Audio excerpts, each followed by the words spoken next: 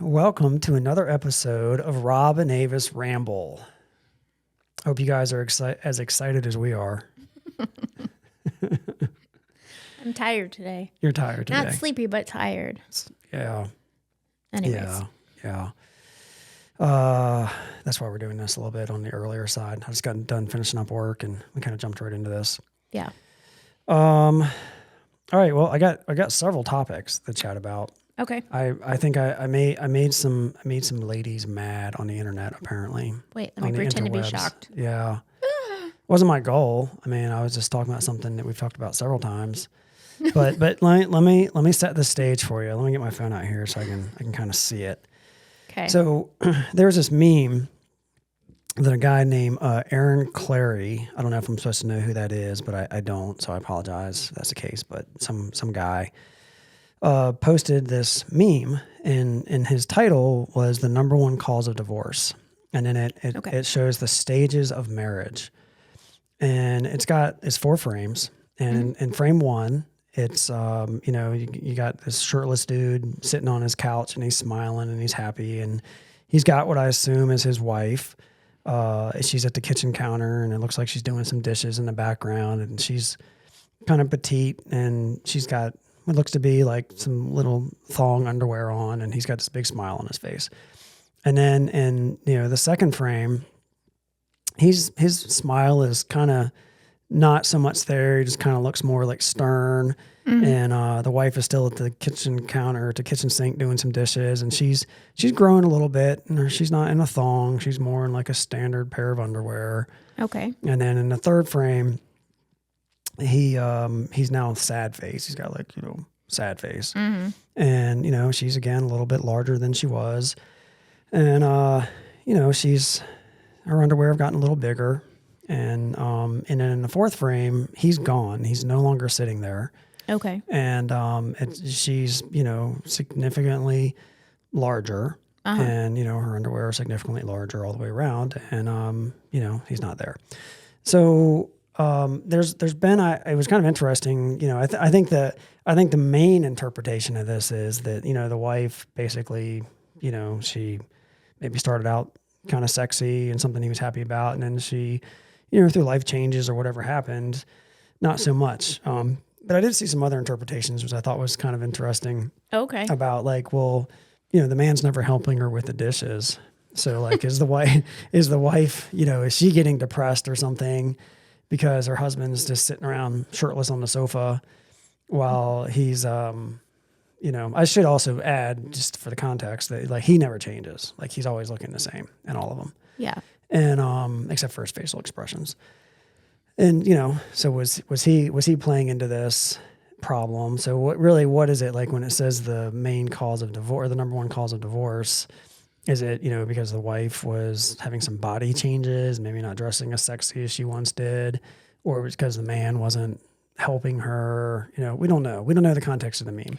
Yeah, but the artist never depicts the wife as being unhappy. Like, you never see her face. Right. You never see her face. So she doesn't really show any emotion. Yeah. So we don't know. People just perceive maybe she's unhappy. I'm not sure. Well, I think if you're the artist, you're going to put in there the things that you feel are important to portray your message. So I feel like it's the emotion of the man and the changes in the woman that are the important markers. Okay. So you think the meme was intended, the artist intended it to kind of be that the wife was having some body changes. Yes. And the man was not finding that too happy. Yes. Okay. All right. So I responded from our Rob Avis Ramble X account. Okay. And I said, my wife and I believe that you have to have the hard discussions. If your spouse is letting it go a bit too much, tell them and ask them to do something about it. It may be painful and hurt feelings, but no less so than if you say nothing and your marriage ends in divorce. Sure. So I think that kind of connected with a number of people. I mean, for this little small account we have, like quite a few people liked it. It's had like coming up on 20,000 impressions. Oh, wow. Bunch of people bookmarked it and all that. But I also did get some comments. Sure. And, yeah. Some, people were a little bit unhappy and saying some some not so nice things, like, they hope that my wife finds someone who appreciates them for who they are. And we'll check. Did that. Okay. Yeah. That wasn't hard. Yeah. So, I think, I just, there was a lot of comments coming along the lines of, you just appreciate your spouse for who they are. So I thought we could kick that around a little bit. Right. Uh-huh. So, and let's start picking, let's pick on the husbands to start with, because I think that's going to be,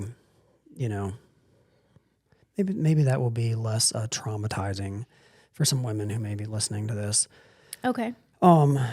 So, let's just say you get married, right? So you get married, you married this guy, he's got a great job, he's a good provider, he's all the things you dreamed of having in your husband. Okay. And, then he kind of decides, ending into the marriage, he's like, yeah, I think I just kind of want to be stay-at-home husband or something. And I'm going to quit my job and I'm just going to stay home, and I'm not going to provide any longer. Yeah. So, in that scenario, should the wife just accept the husband for who he is? Is that okay? Like, there needs to be no discussion about it. She's like, okay, yeah, my husband doesn't want to work anymore.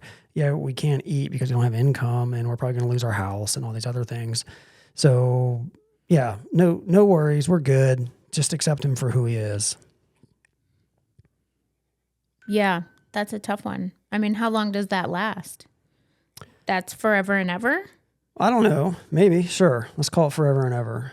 I mean, you and I, obviously, we don't advocate for divorce at all. No. Right? That's not something we advocate for. And, we believe people should actually work their problems out. And if you care about your spouse as you would in a good marriage, then when your spouse brings you something that is potentially causing some issues for your loved one in the marriage, you're going to respond appropriately and try to help work through that because you care about that person. Yes. Right. Mm-hmm. So I kind of feel like some of these women are getting a little upset with me. It's like the underlying message is, well, does that mean that you don't actually care about your man? Because, someone in particular said, my husband never says that. Maybe they didn't say their husband, but they're like, someone ever says that to me, it's immediate divorce. Oh. And it's like, so what's the message? Yeah. That, you're not allowed to voice any kind of pains or struggles you may be dealing with. Right. So you're equating the man wanting a visual pleasing wife to a woman wanting security given to her by a man. Well, it seemed like an easy thing to pick on. Sure. If we're gonna pick on men, I mean, I'm just saying it's kind of the same thing in terms of, what does a woman or a man value most in their marriage and what maybe what they're looking for. I mean, we talked about this before. I think in kind of the hierarchy of important things. Right. Yeah. Women are gonna, it's security is going to be more important to them. Not that they don't care about how a man looks and, those sorts of things. Sure they do. But security tends to be a little bit higher of an importance for them. Yeah. So, but for men, it's different. They don't really care so much about the woman's career or what income she may bring. Like it's going to be high. It's going to be lower on the thing than like, do they find you visually pleasing? Yeah. No, I get that. I was just trying to make sure it was clear. Yeah. Yeah, so we're clear. We're all clear. We're clear. Yeah, okay. We're clear. I get it. Yeah, I don't know. That's a tough one because we've never really... I mean, there's been times when you didn't have a job, but you were always striving to have a job. Yeah. Yeah, and that was by choice. Yeah. At times. Yeah, I mean, like, I did take a little sabbatical at one point for a little while, but we were fine. I mean, that was by choice. That was fine. And as soon as it was time to go back to work, I did. Yeah. Yeah. So I don't really know. That's a hard one for me. Yeah. Like. Well, I mean, but. You can't like. That's it. Like no, because there has to be discussion.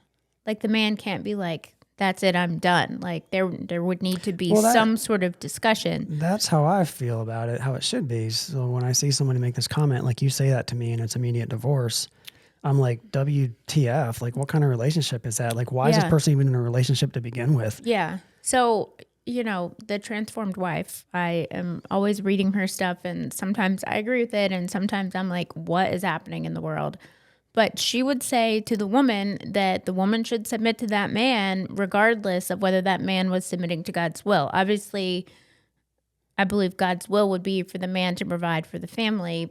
But if he's not providing for the family, the wife's job is still to submit to the husband. And by submitting to the husband, she's submitting to God. And therefore, all is right in that relationship. And God will deal with the man. Yeah.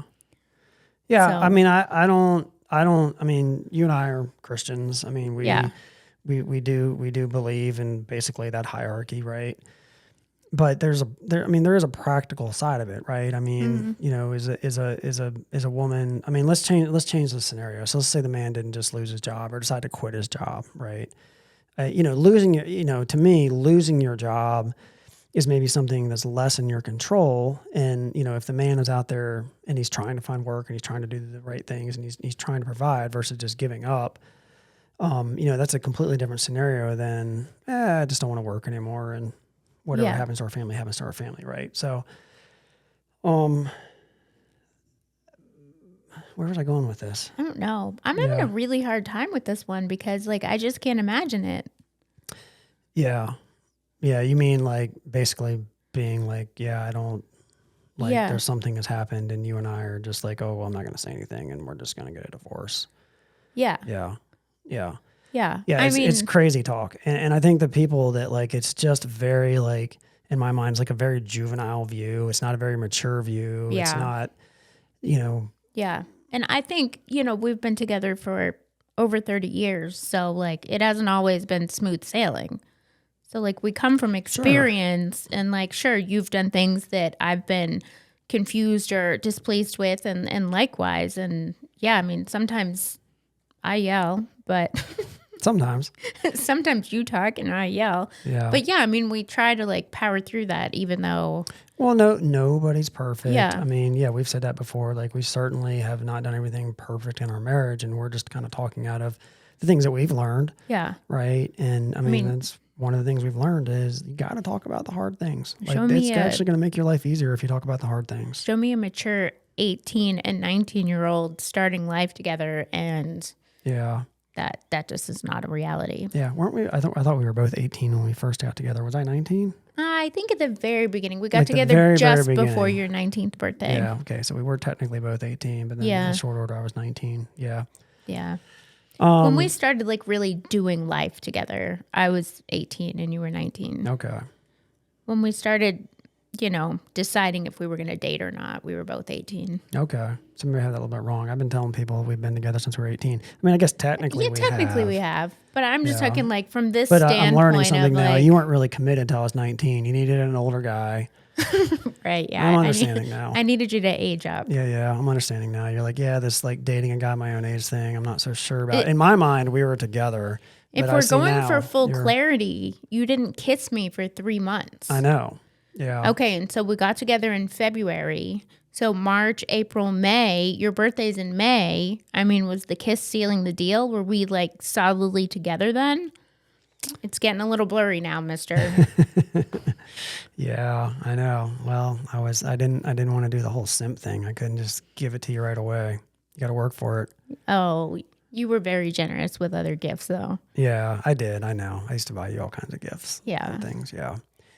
Yeah, I actually had like a real job like at that point in my life already and made pretty decent money compared to my peers already. Yeah. Yeah. While there was no physical interaction other than holding hands, you made it clear that you were kind of into me. That was kind of into you. Yeah. Yeah. Anyways, we're getting way off topic. I know. Here. Well, that's why. That's what we do. Yeah, I know. We ramble. Yeah. We appropriately name this. But that's what I'm saying. Like in the scenario that you're really laying down, like I don't see that. So let me ask you this. So the people that have a problem with it, right? And they're like, no, like you should not discuss the hard things, which is what it sounds to me like they're saying. Like, no, you can't come to me and say, hey, this thing that's going on with you or this thing that's going on in our marriage, I do not like, you can't discuss that with me. Yeah. So what? So what does that mean? Yeah, I think that means not investing as much as they could be in their marriage. Because certainly, while you say that you won't discuss it with your spouse, I bet when you have girls' night or boys' night, you're telling your besties what's going down in your relationship, right? I guess. Yeah, sure. I mean, I think men are talking about that, and women probably tend to talk about it more than men do, but it happens. Yeah. Yeah. I mean, ask my hairdresser what's happening in our life. She probably knows. Yeah, she probably knows. Yeah. She's got all the scoop. Yeah. But yeah. You have to have the hard conversations. I mean, as I say, it just seems insane to me that somebody would have any kind of an issue with that. Like, I don't understand. Like, are you in a relationship? Like, what is it? Yeah. I mean, to me, like a woman that says, no, you may never say to me something that is affecting you emotionally, or if it's like whatever it is, or for a man to say that to his wife, right? Yeah. Like, that's not a marriage. You don't actually care about that person. No. Right? That's just a tool for you. And if that tool becomes unuseful, you're happy to move on.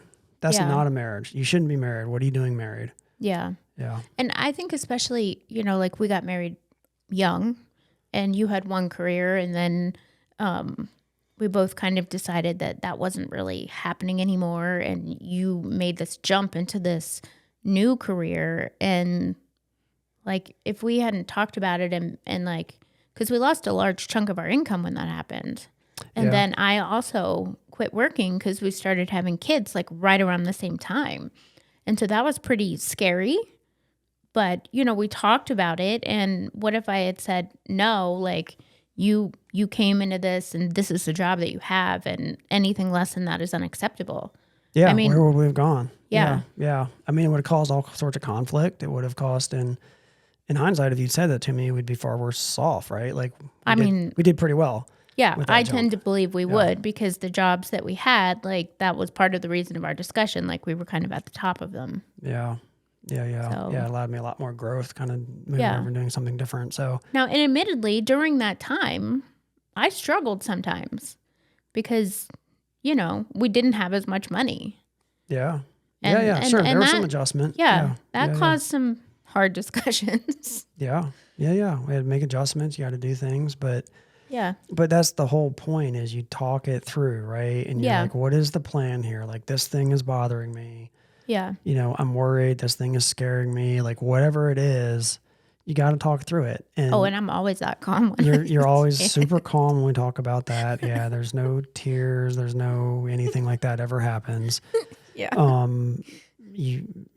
mean, so it's, but it's not easy. Sure, it's not easy. It's not easy. But, as I kind of said in that post that got some people upset, is it any less easy than if you get a divorce? You're going to have emotional turmoil no matter what. Yeah. Right? You're either going to talk it out and work it out in your marriage and stay married, hopefully happily married because you worked through your issue, or you're not. You're just going to bottle it up. It's going to bubble. It's going to turn into an affair. It's going to end up in divorce, like whatever that thing is. And in the end, you're going to get, in one ending, you just get divorce, right? Yeah. And all the fallout and issues that happen from that. In the other ending, there's a temporary period of like maybe somebody got their feelings hurt, but you're better for it in the end because you worked out the problem, and then your marriage happily moves on. Yeah. Yeah. For sure. Yeah. And the idea that love is a feeling. I mean, I don't disagree that love is a feeling, but it's also a choice. Like, you have to get up every day and choose to love your spouse, right? Like, you have to see the good. You have to pray for them. You have to like tell them that they're wonderful, and like it takes work. Love is an action that like. Yeah, I think if everybody's being like completely honest, especially somebody who's been like very long-term relationship. Like, I mean, you love your spouse, right? But there are days you're like, wow, I'm like really in love with my spouse. Like, they're so great. And there's other days you're just like, oh my God, she's awake. What happened, right? Like, yeah, you're having a rough day. I do care about you, but, it's a little easier to kind of show you affection when you're not acting this way. I have a lot of work to do today. Yeah.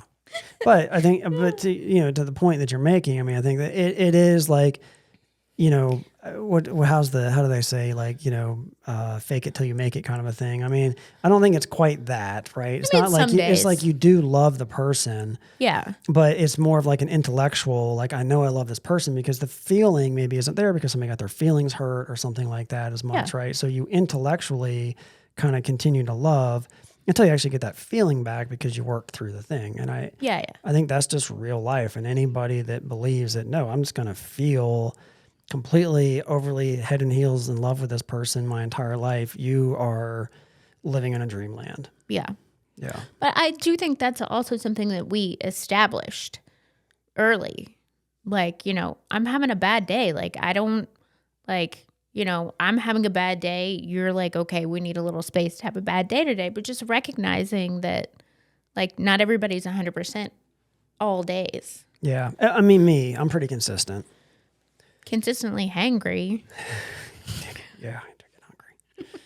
Just, yeah, I'm the more dramatic one, obviously. Yeah. Well, I mean, you're the female. That's not uncommon. I mean, I think men should understand females are typically going to be a little more dramatic. That's just a biological trait. That's okay. But if I'm having a dramatic day and I can recognize that and be like, look, I'm just having a bad day, like, me recognizing that and you recognizing that means that we both acknowledge it and things are better. So even that is kind of like a little blip of a hard conversation. Yeah. All right. So to kind of like maybe drive home to a conclusion here on this little meme. I mean, was I wrong in what I said? Probably not. Probably not. So you're not 100% sure.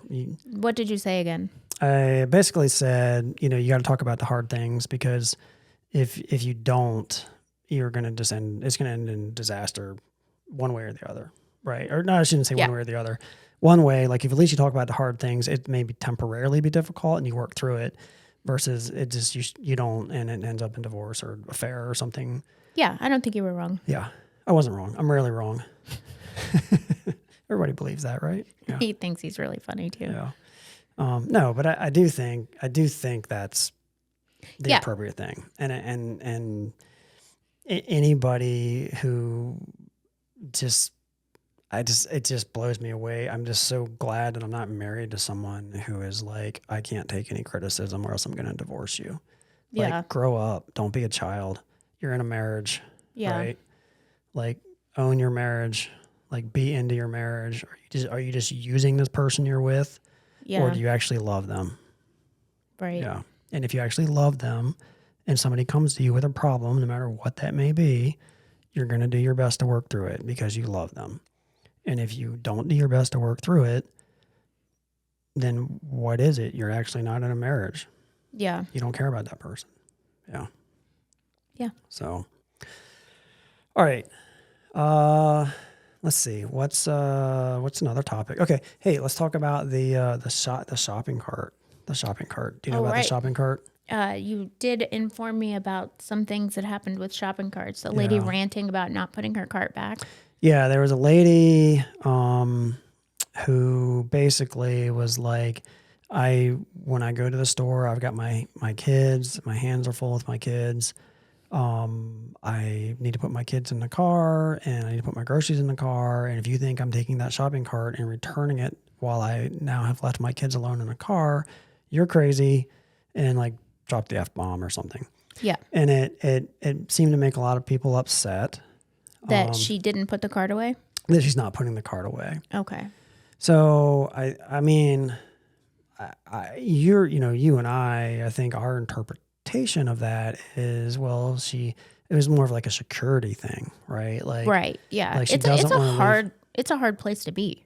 Yeah. I mean, you were a mom. We had 3 kids, right? Yeah. And like 3 kids in car seats. 3 kids in car seats at one time. Yeah. Yeah. And I wasn't always able to go out shopping with you. So sometimes you would take the kids and you would go because I was working or whatever was happening. And yeah, trying to manage that, I can imagine that was difficult. Mm-hmm. Yeah. And, and then just the reality that sometimes bad things happen. Sure. Do you want to walk away from your kids, whether that be 20 feet or 50 feet or however far it is to the, cart return, and have the possibility of someone has now carjacked your vehicle or they've harmed your child in some way. Yeah. And unless anybody believes that that is just a complete fantasy, interestingly enough, I just saw today that I think it was yesterday or the day before in Ohio, a lady was at a grocery store with her child. She was loading her car with the groceries that were in it while her child was still in the cart. Right. And a mentally deranged woman approached them in the parking lot and stabbed her child to death. Yeah. While, started attacking her, and then also managed to stab the woman. I believe the woman lived, but the child did not. So very, very rare, right? I don't think people need to necessarily go around and living mortal fear of that happening, but these things do happen. Yeah, so sure. If you are trying to be a very self-aware person and mitigate as much risk for yourself and your family, I could potentially see a mom being a little bit worried about walking, getting further than 5 feet from her kids. So Yeah. I don't necessarily have a problem with it. But it seemed to piss a lot of people off and piss some people off that I was surprised they were pissed off about it. Yeah. No, I mean, I don't. Yeah. It wouldn't, if I saw a woman like that, it wouldn't make me mad. Yeah. But I've been there. Yeah. The thing I kind of wondered was was she kind of, what made people mad about her video? Was it at the end that she was basically like, F you, was that the part that made people mad? I don't know. Maybe if she hadn't said that and just said hey, I don't feel safe leaving my kids because stuff happens. And and maybe people would have been a little more kind, warming up to the idea that, hey, this is just a lady looking out for her kids. Yeah. Versus a lady who's seemingly doing that, but then dropping the F-bomb and being so maybe that was part of the anger. Yeah. It's tough. I mean, we lived in apartments with the baby before, and I couldn't take everything upstairs at the same time. So what do? Do you leave the kid in the car? Do you take the baby to the house? You can't be at both places in one time, so you have to leave the kids somewhere, right? And same with the shopping cart. Do you take them out and buckle them in first? Well, then if somebody takes the car, then your kids are strapped into the car. You don't have a chance of getting them out. Yeah. So, and I know there's been examples of carjacking. Yeah. It was I saw something, I don't know if I have all the facts straight on that. I saw something not too long ago where a video where a carjacker basically takes the car, there's kids in it, and then he actually comes back and he gets out and he's scalding the mother that the kids were left in the car when he stole it or something. Oh my gosh. Yeah.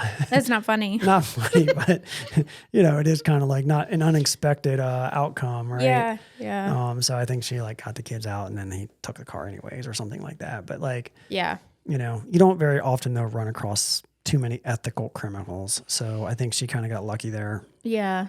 So yeah, I mean, that lady, like I said, I've been there. She's in a tough spot.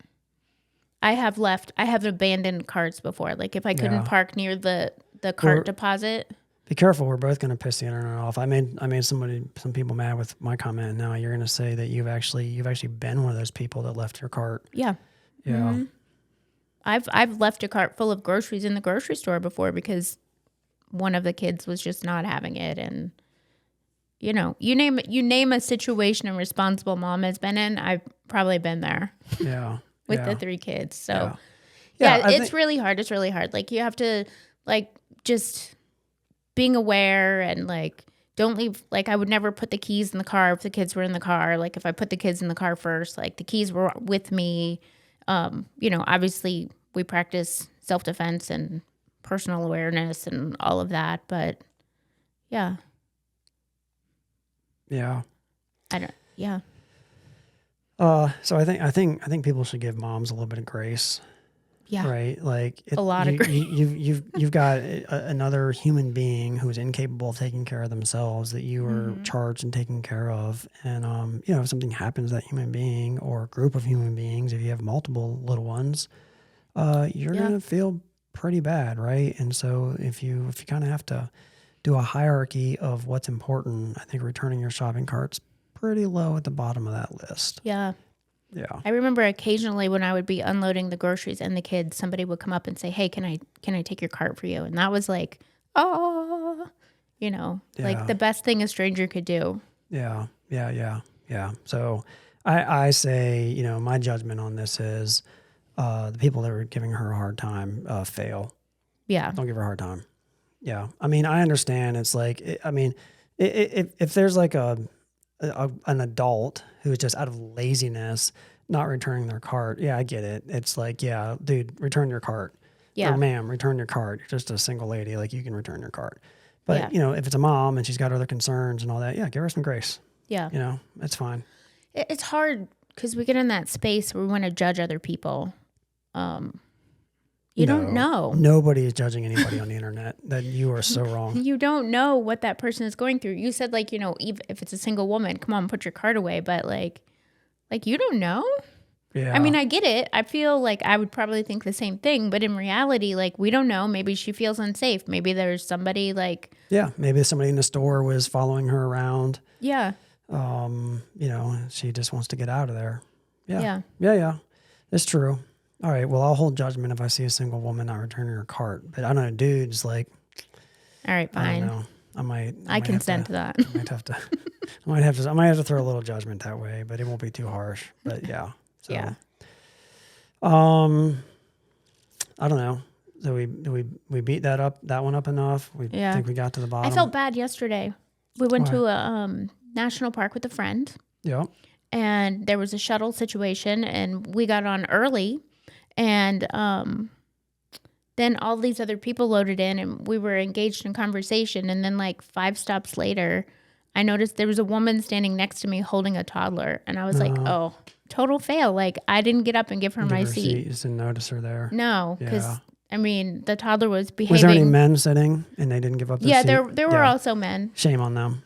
But it was just one of those, like, I'm usually pretty aware, but I was engaged in a friend that I hadn't spent time with in a while, and we were just caught up in conversation. And the toddler was the picture of pure behavior, so he didn't like catch my eye before that. But no, I say if there was dudes there taking up seats and like, no, they can give up a seat. That's fine. Yeah. That's fine. I know that's going to make some people mad that I say that, but that's okay. But you also practice that. Oh yeah. Yeah. You've seen me do that many, many times. Mm-hmm. Yeah. And it's not like, I'm getting called a simp or something for that, but like, that's not it. Wow. Right? Like these aren't. That makes you a simp? I don't know. Maybe I'm still not. Maybe I'm not understanding the definition of it. But yeah, I mean, this is not like I'm vying for that woman's attention. I'm just like, there's a chick who, like, she should be allowed to have a seat. I'll give up my seat. Yeah. It's just like the right thing to do. Yeah. Yeah. I mean, we have friends come to town, like my friends, female friends, and like we'll go out to dinner or something, and they'll try to pay, and I'm like, Rob is not going to let you pay. Like, your money is no good if he's at the table. Yeah. And I like that. Yeah. Yeah. You like that? Yeah. Okay. Good. That's good to know. I'll keep that in my back pocket. But I like it. I'm trying to get you in the mood or something. I'll take your friends out and pay for them. Take my friends out to dinner. Yeah. Well, no, I like expensive food, so. Yeah, I'm well aware. Yeah. We've had some pretty amazingly expensive dinners in our lifetime. Yeah. Yeah. I just, I think there's certain traits that go along with being a man, and you should do that. On the flip side, like if you're a single man and there's a woman with a cart, like it's almost hard for you to walk up to her and ask for her cart, right? Because why are you walking up to me? Like if I'm there with my cart and you're walking up to me and I don't know you, danger, Will Robinson. Yeah, can cause another. Yeah. Yeah.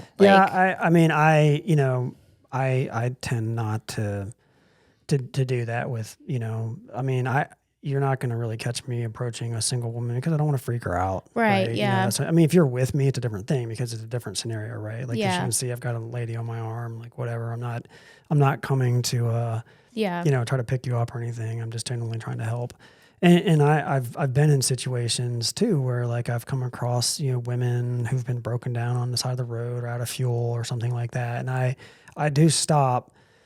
But clearly they can be uncomfortable, right? So in those situations, like I may roll up and I may roll my window down, from the driver's side through the passenger, and I'll just be like, hey, are you okay? Is there anything I can do for you? And, sometimes I've had them say yes, like, or sometimes I've had them say no, and I could kind of get from their body language that, that they're not comfortable with me being there. And I may say to them, okay, that's fine. I'm going to roll on. I also, if you'd like, I'd be happy to pull up, 30 feet in front of you, and I'll just sit in my vehicle until some help arrives for you. And, sometimes I've had them say, yeah, thank you. That'd be great. Other times they're like, no, move along. And I respect that. Yeah.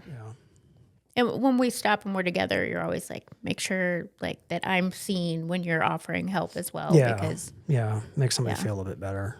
Not just some creeper doing something weird. Yeah. And what did I told friends visiting from out of town not that long ago, that's one of your personality flaws. We're going to stop and help everybody that needs help, no matter of our timeline.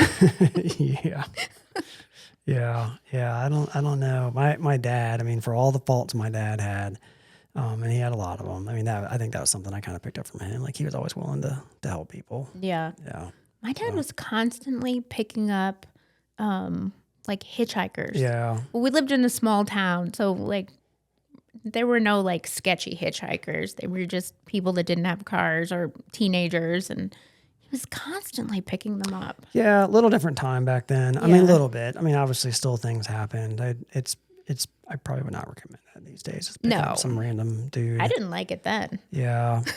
We took a trip many years ago, a big long cross country trip, and my brother was with us. Younger brother. My younger brother, and he we stopped and picked up a lady who was hitchhiking. We were up near we were headed to Alaska. We were actually driving on the Alaska highway through Canada, and it's kind of out in the middle of nowhere. Yeah, very much. And we came across this lady who was hitchhiking, and she had some stuff, right? Yeah. Like, we saw like she had luggage, and we passed her, and I was like, I got on the CB back to my brother, and I was like, hey, like, let's turn around and go pick that lady up. No, by the way, I should add that he was also driving one of my vehicles. So we were in one of my vehicles, and he was driving one of my other vehicles. Our vehicle was full.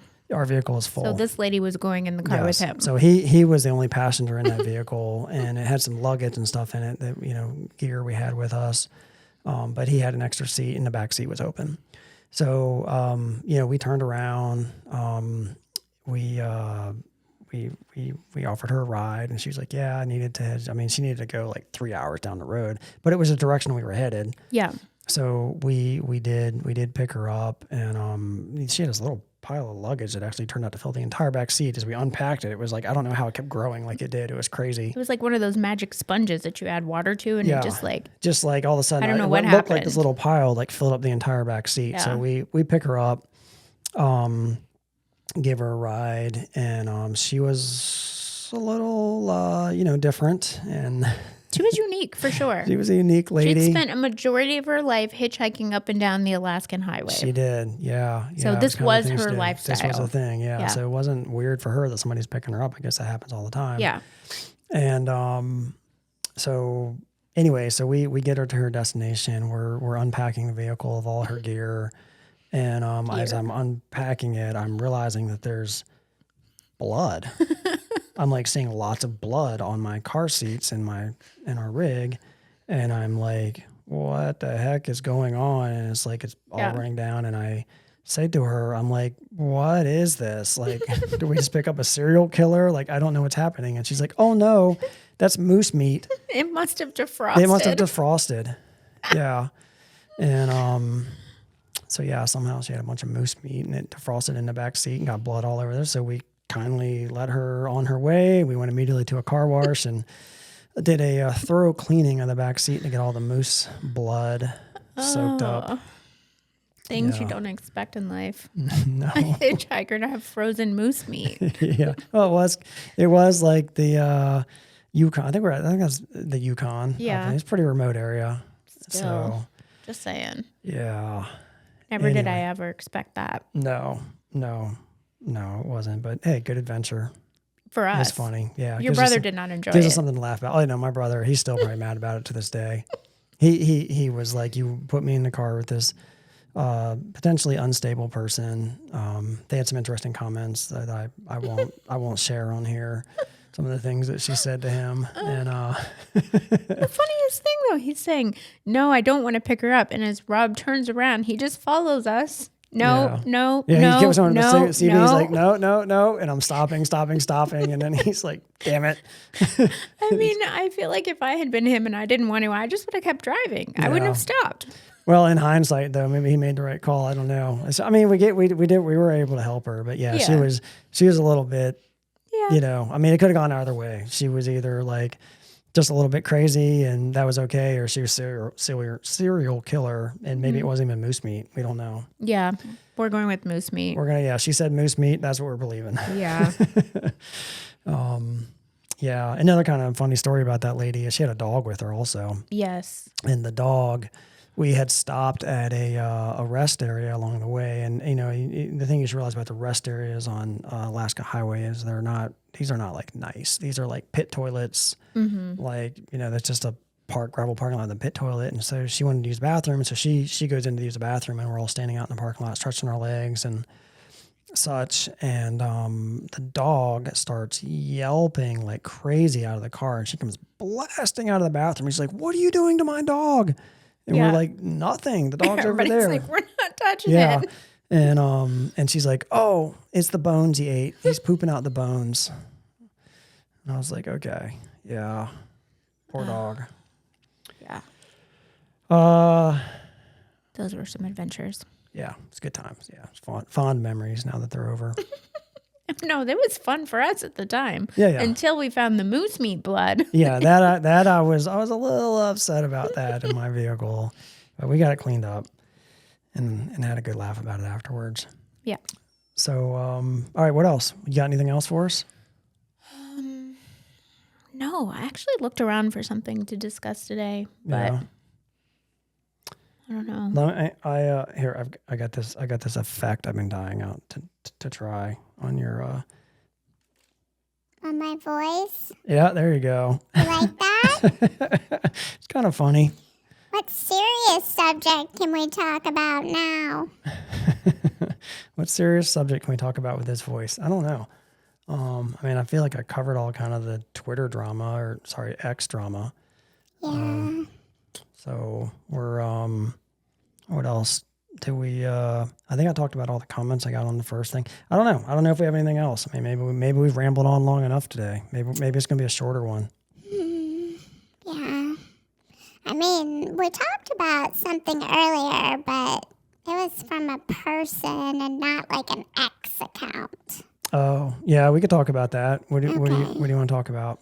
The castle doctrine. Castle doctrine. Okay. Yeah. And so, like, if there's a known person in the area who's been trying to get into homes, and you state on your social media that if they come to your house and knock on the door, you imply that you're going to shoot them.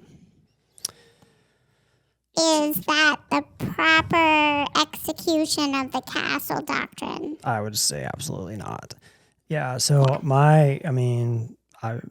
not a legal expert on this. This is not legal advice. Right. But, my understanding of the castle doctrine is basically just means that you don't have a duty to retreat, that your right to defend yourself if you're this is the key part, in a dangerous, life-threatening situation where you believe your safety is being threatened, you don't have a duty to retreat. You may defend yourself with immunity. It's basically my understanding of the castle doctrine.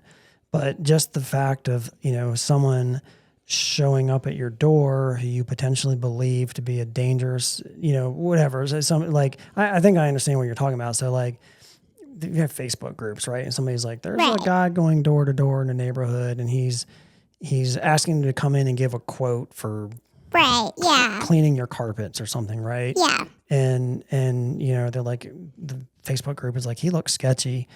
And then so if you're like, oh, well, if this person shows up at my door and I can just start blasting. Right. No. No. Okay. Yeah, I think you're going to run into some legal troubles with that. Like, if this person comes to your door and they threaten you, and you feel that your safety is about to be compromised, you know, and you need to defend yourself, then yes, I mean that's what the castle doctrine is for. But yeah, I think this other scenario, like, no, like don't. So if you actually execute that scenario and you shoot them, you know, queen of corner questions, is it premeditated? Is it premeditated? Boy, you know, you plan, like you stated on social media that would be your plan. That sounds like a question that might be beyond my Google lawyering degree. Yeah, can you turn my voice back? You're done? You're done with this? All right. We've had enough fun. There you go. Okay, that's better. You're back. Yeah. I can't listen to myself like that. Yeah, we can do monster voice, but that's okay. We'll hold that for now. Yeah, I mean, obviously we're not lawyers. We don't know the law. We just are speculating. Yeah, I is it premeditated? I mean, it is a good corner question, and it's a good. Sorry, so you're like, you thought about it. You put it out there on social media. You were anticipating this person coming. Yes. To your door. Yes. And you're like, hey, if this guy shows up at my door, I'm going to shoot him. No, you're not prefacing it with, well, if he threatens me. Or, I think that's implied because he's been seen as threatening already in the neighborhood.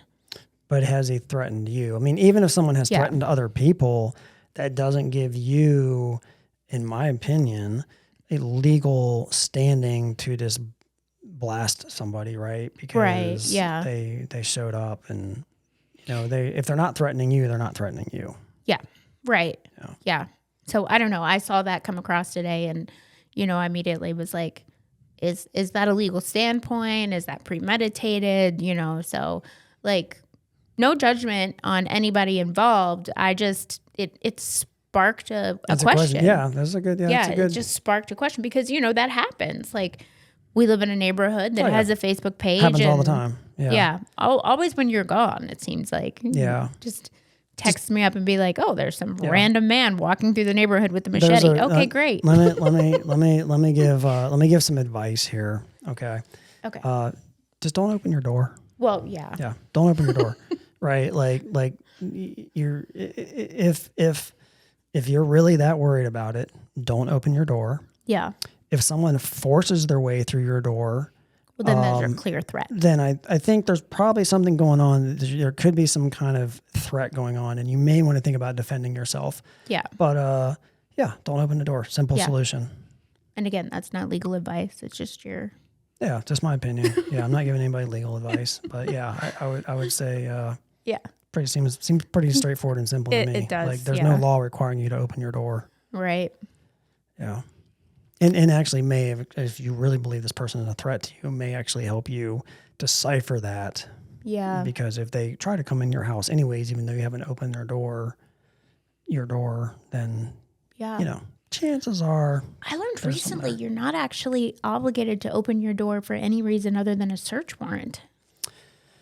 I did think we saw that somewhere in something we were watching. Somewhere? Yeah, it was something on YouTube, I think, that we were watching. And I don't know that I feel qualified to speak on that I've read enough into that. But yeah, I think what that was in context was that if the police came to your door and they were knocking on your door, are you obligated to answer it? I believe the answer that we saw is no. Oh, right. Yeah. We watched several different attorneys. I think it was one of the attorneys. Yeah. And I think the basic premise was that, if they have a warrant, they're coming in whether you open the door or not, potentially. Oh, if it's that serious. Yeah. Okay. Right. So, you don't necessarily have to open the door.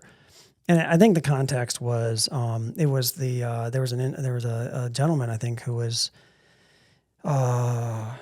it was the young Air Force kid. Maybe that's what generated that, right? Mm-hmm. Because they went to an apartment. I think the police went to the wrong apartment, or something. Maybe they had the right address, but it was the wrong person or something. But this young Air Force kid opens the door with a gun in his hand, and they basically shot him and killed him. So I think that's where those conversations were coming from. Was like, I mean, he, in hindsight, like he shouldn't have opened the door.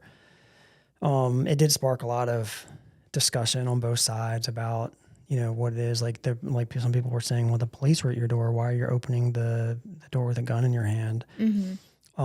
Which, I can get on board with that, but let me also just sprinkle a little bit of like, dooms thinking into it. Like, police uniforms are stolen. People do falsely impersonate police. A tactic that has been used by criminals is to announce themselves as the police, even if they are dressed or not dressed like the police, or announce themselves as plainclothes police officer or something like that. And, people open the door and it's not actually the police. It's criminals about to do a home invasion or something like that, right? So these things get a little messy sometimes, right? So you can't automatically believe that the person at your door dressed as a police officer is actually a police officer. Right. Or what their intent is. Yeah. So, this is not legal advice. Here would be my recommendation to you is, if there's the police are at your door, I would pick up the phone and I would call the local dispatch office, and I would tell the officers on the other side of the door, I hear you. I'm going to comply and I'm going to open the door. Just please give me a moment while I call dispatch to verify that you are actually who you say you are. Right. Right. Yeah. And I would call dispatch and I would say, there are 2 officers at my door. This is the names that they're giving me through the door. Can you just verify that these officers have been dispatched to my location? And I think that's perfectly acceptable. And, I don't think that's going to steer you in the wrong way to do that. It's crazy. Times are crazy. Yeah, times are pretty crazy. Yeah. Yeah. I mean, I think if you're getting it obviously if you call the police and the police show up, probably open the door because they're the chances that some non-police showed up at the same time that you called the police, probably pretty slim. Yeah. But if you weren't expecting a visit from the police and they show up at your door asking you to open your door, call dispatch, ask them. Yeah. Yeah. I don't think anybody's gonna give you a hard time about that at all, for your safety and their safety. Yeah. Right. And then maybe you don't feel the need to answer the door with a gun in your hand because you don't know who it is. Probably not. Yeah. And if dispatch says, no, we did not dispatch police to your location, then you could say, can you please? Would you please dispatch police to my location? Because, there's might be a good time. There's gentlemen here claiming to be the police, and you're saying you didn't send them. So, maybe we should check that out. Yeah. Yeah. Oh, be like, oh, well, then since we're on the phone. Yeah. While I have you. Did that answer your corner question? No, I don't think we can answer the corner question. You can't answer the corner question. Okay. Yeah. Do we add some more color to it? Like, do we kind of understand it? We have a little more. Yeah. Like we've talked through it and. Yeah. Yeah. Okay. All right. Well, I think we're gonna wrap this one up. Okay. So, I don't have any more corner questions. No more corner questions. Anyways. All right. So, I don't know. We're gonna do this again in like 2 days. We'll just have to see what Twitter gives us, or what friends give us, or what Yeah. Maybe I'm gonna make somebody else mad on X, and they'll give us something to talk about. I don't know. Yeah. Probably. Today's Wednesday. My Friday's pretty full. Your Friday's pretty full. Yeah. I have friends in town. Yeah, that's right. You have another friend coming in town. Yeah. You just have this revolving door of friends that keep coming. It's a good problem to have. Yeah, it's good. It's good for you to have friends. I'm glad you have friends. Yeah. Yeah. All right. Well, we'll get to the next one when we get to the next one. We'll have to see. We'll have to see we'll have to see what holds, to see what happens. We'll wing it. Yeah. Okay. Maybe something will break loose tomorrow in the Maybe social there'll be some media like world. breaking X news. Maybe. And we're going to be like, yeah, we got to talk about that. Like, people need to hear us talk about that. We need to ramble. I haven't heard anything about Pearl in a couple days. Well, the meme we talked about, I actually saw that because Pearl shared it. I shared with you who the original poster was, but there's something Pearl shared, which is how it showed up on my timeline. Okay. My day's complete now. Yeah. She did. I mean, if we want to talk about something for maybe just like 2 more minutes. Okay. I should admit, I did saw that she was kind of following up on that today. And she just basically said, I think her entire post said, 50 pounds of weight gain is grounds for divorce. Oh, so she's put a limit on it now. She's put a limit on it. All right. 50 pounds. 50 pounds, according to Pearl. I feel like before I heard her say that it was okay to gain 20 pounds. So somewhere between 20 pounds and 50 pounds, like that's when the hard discussion has to happen. Well, I think she definitively said, yes, okay, 50 gotcha. pounds is the divorce so time. Maybe 20 to 50 pounds, you're like, we're going to have the hard discussion. And 50 pounds, Pearl is like, that's grounds for divorce. Yeah. So I would say don't listen to Pearl on that account, right? Your marriage, you married that person for a reason. Your marriage is worth saving. But if 50 pounds is the number that for you is uncomfortable, then go to your spouse and say, hey, this is making me a little uncomfortable. Can we talk about this, right? And there may be some tears and there may be some hurt feelings and that sort of stuff, maybe even some yelling. But if your marriage is worth saving, you're willing to do that. Yeah. Right. So go do the hard thing. Yeah. Don't, Dating is dating and you can walk away. Marriage is marriage and you need to discuss those things. I mean, you should still maybe try to discuss them when you're dating, but if it's unresolvable, like you're just dating. Yeah. But yeah, once you're married. Yeah, you're married, you're supposed to stay together. So ideally, you care about each other. Yeah. You're going to listen to the things that your spouse, that you can do to improve your spouse's life. Yeah. Right? And if your spouse says to you, hey, if you could lose that, if we're talking about Pearl standard, if you could lose that 30 pounds and get back down just so that you're 20 pounds overweight, I'd greatly appreciate it. Yeah. Right? So. And that kind of circles back around. I know this is going past 2 minutes, but to the traditional setup, because like one of the reasons I feel like I can maintain the body that I maintain is because you've given me the freedom to be able to work in a gym routine.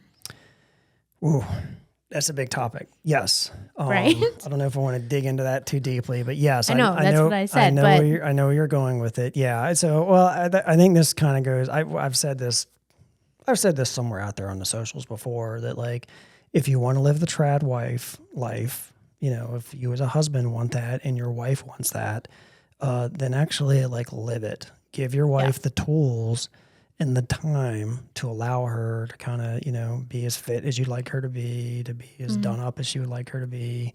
And if you as a husband are not able to provide those things, then you're not actually in a position to live that trad life that you would like to live. Yeah.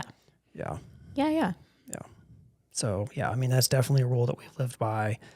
I don't know if that's part of the secret to the success of our marriage so far, but yeah, I mean, I 100% believe that. I cannot ask you to go and make, gym,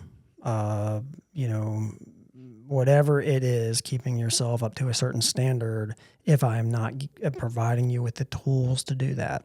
Right. Yeah. It would be unreasonable to me to ask you to do those things. I'm not giving you the tools. Yeah. Yeah. So. But yeah. All right. Maybe we'll dig into that another time. I think there's a lot more to unpack there. Yeah, there is. But I just, it's related. It is a little related. Yeah. Yeah. Yeah. You're right. It's a little related. All right. Well, we'll save that. Maybe we'll ramble into that at some point. All right. All right. Thanks. We'll see you on the next one. Bye.